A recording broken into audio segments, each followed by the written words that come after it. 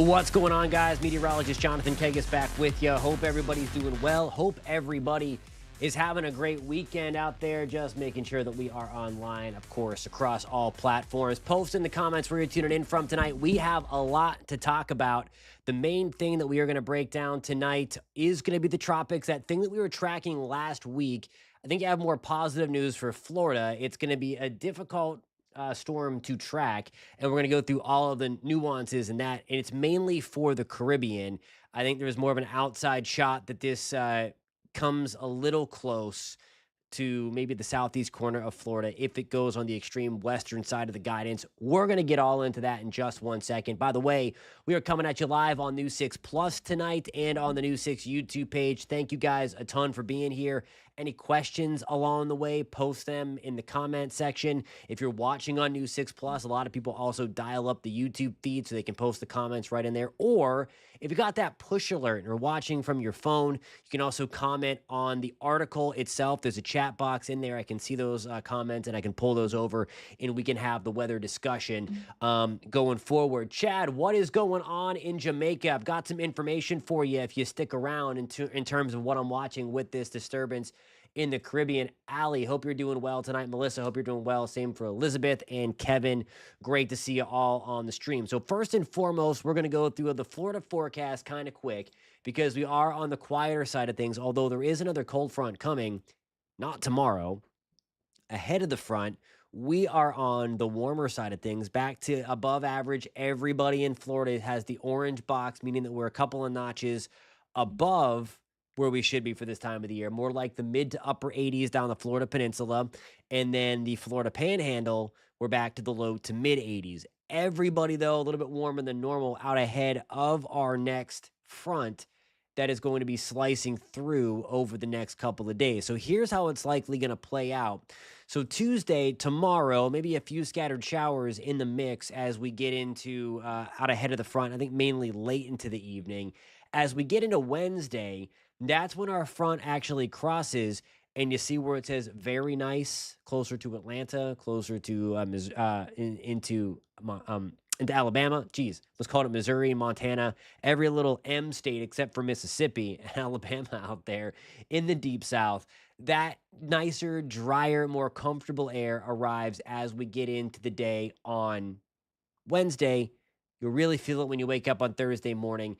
And then I do think we warm things back up again, getting into the back half of the weekend. So I don't want to call it a roller coaster ride. This is more like maybe like a lazy roller coaster or kind of not that crazy roller coaster because you see there that warm front that's kind of out toward Dallas, out closer to Texas. That's going to bring back in some very, very warm air, certainly more humid air as we move into the day on Sunday, the back half of the weekend. Rain chances going up a little bit as well. Okay, so on the tropical front, and we're going to get into the nuances of some of the models on the other side of the break in just 1 second, but here is the latest with Invest 98L. Remember, that is where we had the that's where the Hurricane Center pulls the trigger, where they start to run their hurricane-based models. So that's why it's important that it's an invest. Right now, you can clearly see that we do have some thunderstorms around the center, but it is elongated. See how it's kind of like an egg shape rather than a tight circle? That is where we have the center trying to develop, but it's not completely organized just yet.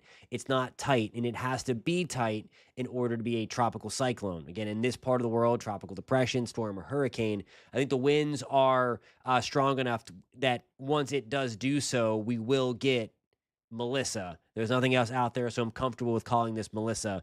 Almost a Melissa anyway. But nonetheless, the elongated circulation needs to tighten up. That may do so over the next 24 to 48 hours. The Hurricane Center now officially gives this a 90% chance for tropical development as we move to the next 48 hours. So it might come as early as tomorrow. Right off the bat, I drew this up myself. So this is what I would give the tropical threat index, if you will. So where I think that tropical or the potential for direct tropical impacts from this thing in the Caribbean. You see it there from the Yucatan to Florida. I have it as a very low threat. I do not think that we are going to see direct impacts in the state of Florida. Certainly not on the Gulf side. I think the Gulf is closed from any kind of tropical activity moving in. It's also one of the reasons why I showed you the parade of fronts there coming through just a little bit ago with the Florida forecast. All of that is kind of tied in, and that is going to help to keep anything squashed into the Caribbean until it eventually lifts north. I have the Central America, Honduras, Nicaragua, maybe South Belize highlighted in the orange, as well as Central Cuba, because I think there's a shot this meanders west. And then where we really need to be paying attention, our friend Chad in Jamaica, I have you guys as a high threat. I mean, again, high threat doesn't mean that impacts are a slam dunk. That's just where I think the highest opportunity for tropical impacts will be. And that is going to be from Jamaica through eastern Cuba, the Turks and Caicos, Haiti, and the Dominican Republic. And then those impact, that threat index goes down to Puerto Rico and then down further to the Antilles as it's already passed, or to the Lesser Antilles as it's already passed that area. Latest on the spaghetti models before we get to our first break, have it kind of going slowly to the west and then lifting back to the north. You'll notice, though, that a couple of the models out there, you see how they were very slow and they were bouncing around. That is because somewhere, we are going to see this thing stall. And where it does so, we hope that it is over open water, because if it's over land, things are going to get real ugly real fast. So the models right now have it kind of going towards either eastern Cuba, Dominican Republic, Haiti. I personally think that we are going to see the models shift a little bit further to the west. And the reason why I think that is because I believe that it is going to stay weaker longer, and that's going to allow it to continue to meander to the west a little bit more before it gets a little stronger and before it stalls somewhere in the vicinity of Jamaica and Haiti, in that general area in the central to western Caribbean. So those are some of the things that I'm looking for, but I think, and we'll go over this in just 1 second, we're going to break down some of the ensembles, we're going to break down some of the models on the other side of the break, but I personally believe it does make it further to the west. I still think it does not make it into the Gulf. But obviously, for any kind of indirect impacts to Florida, certainly for the Bahamas, the further west it goes, the more in play bigger impacts will be. We're going to get into some of that and break down some of the nuances of the ensemble forecast. There's going to be a lot of lines. I hope you like spaghetti, because it's going to look like a giant plate of spaghetti. We're going to break that down coming up in just 3 minutes.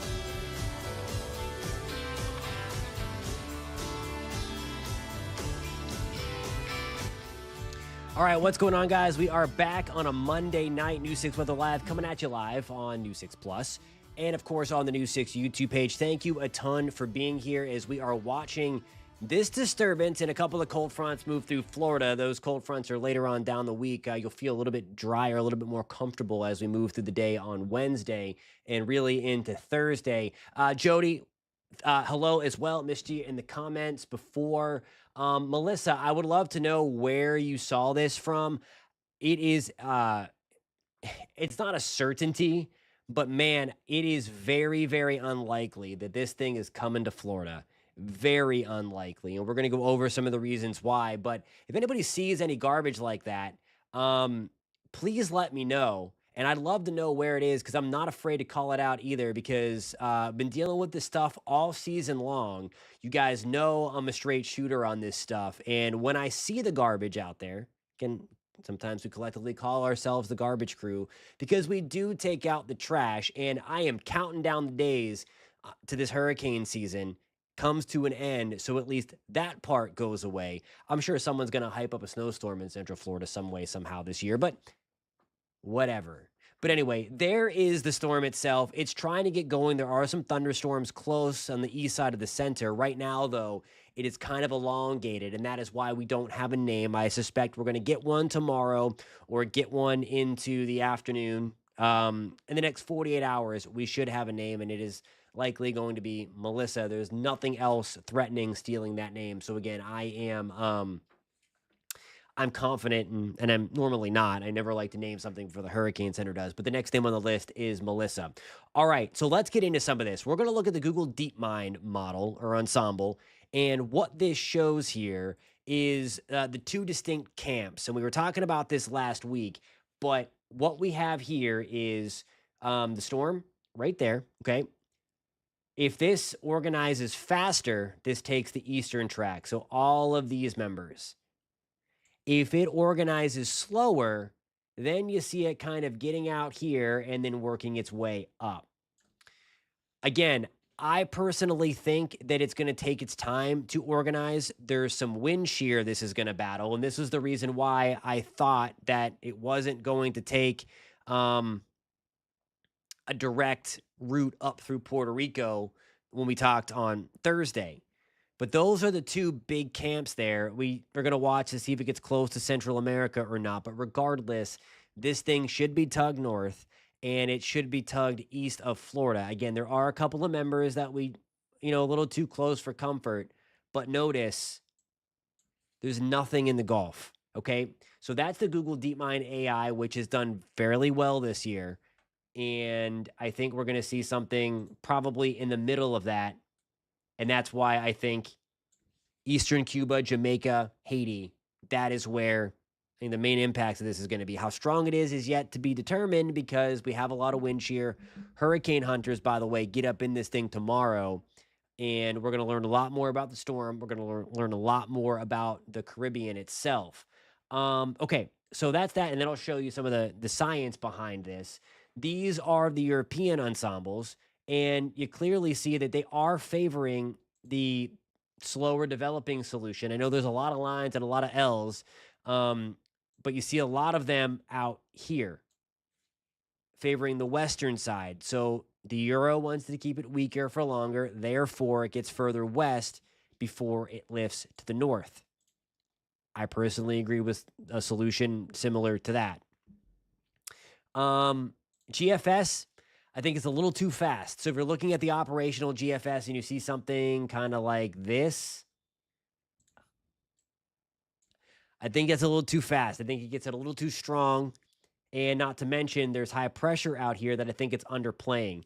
That is going to help it stall in the central and western Caribbean. And we're going to be talking about this storm, unfortunately, for a very, very long time to come as it just kind of spins somewhere down in this area once we get towards the middle stages of the upcoming work week.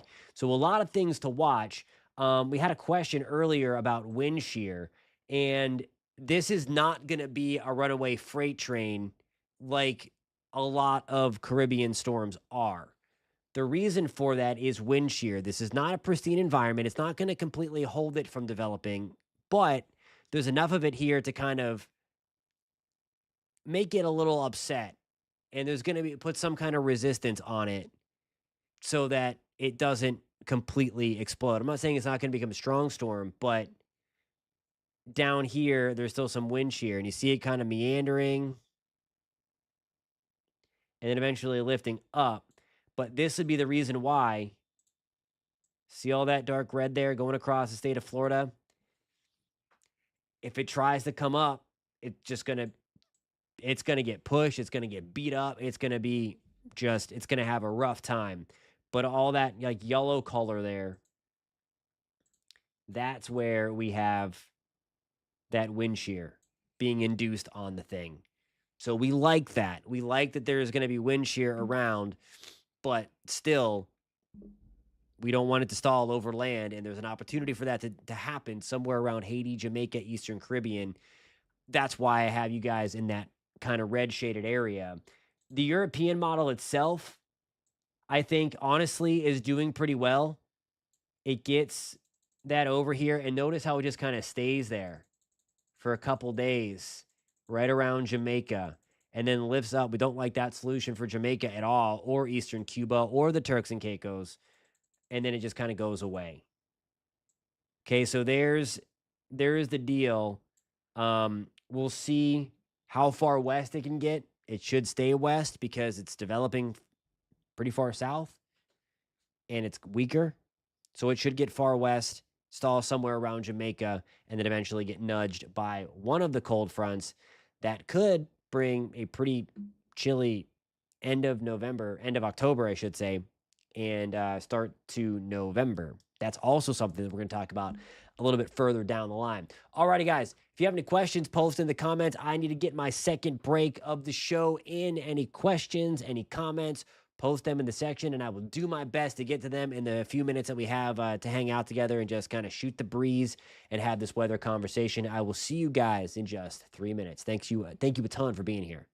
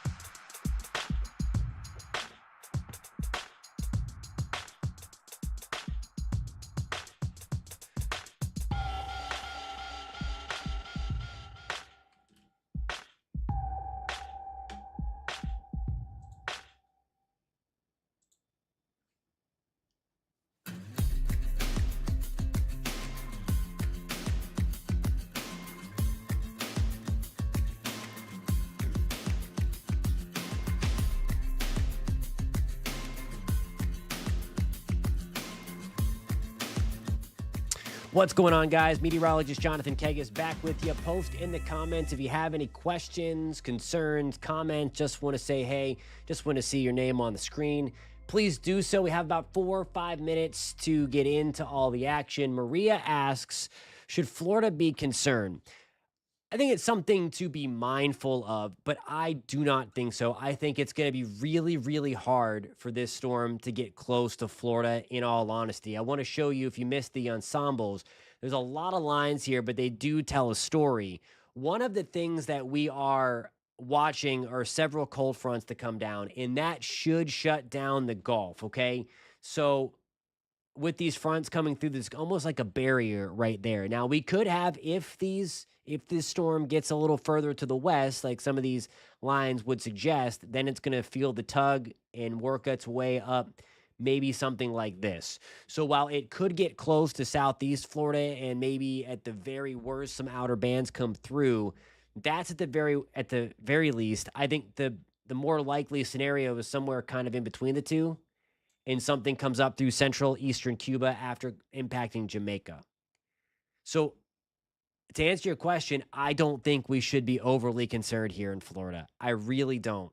Um, Something would have to change drastically, like the fronts would literally just not come. Um, and I don't see that as a thing. I think we have kind of closed the Gulf here. Stop sign right there. I think we're pretty good here in Florida. Um, Here's kind of another rendition of that. I'll show you the other weather computer. This is the European model. And let me make sure this is an older graphic, 'cause I got to load up the correct model in here. So this is going to be the early morning model run. And then you're going to see here this play out. So where you see the brighter colors, that's the storm. And you see it kind of wobbling around a little bit and then working its way north and then into eastern Cuba, Turks and Caicos. And then that front kind of sends it packing a little bit. So long story short here, I always like to show my work. I like to show some of the scientific and meteorological evidence behind that. Direct impacts, I think, are very low to unlikely. Indirect impacts, maybe. I mean, rip currents will be a thing, of course, but as long as you're not in the water, you're going to be good for that. Again, watching for any potential changes, but I really think that we are looking good on that front. Let's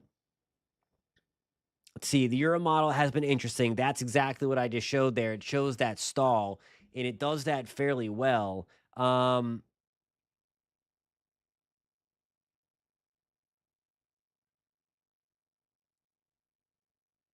So Melissa says, someone commented on Facebook or another weather app that Melissa is going to hit us.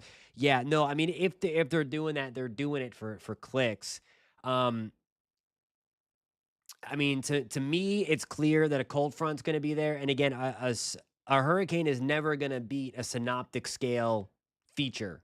Like for as mean and powerful as they are, they will get bullied by the steering flow. It always happens, and I think in this case, the steering flow is actually helping. If it was going a little bit faster and it was able to get to the Yucatan Channel beforehand, but so much would have to happen, would have to change. And I think things have been fairly consistent with the modeling. We're going to get much better data. But tomorrow when we talk, we're going to have one hurricane hunter mission into and around the storm. So we should get better data. We'll see what that does to the modeling. And by this time tomorrow, we may have a low level center, so something to track.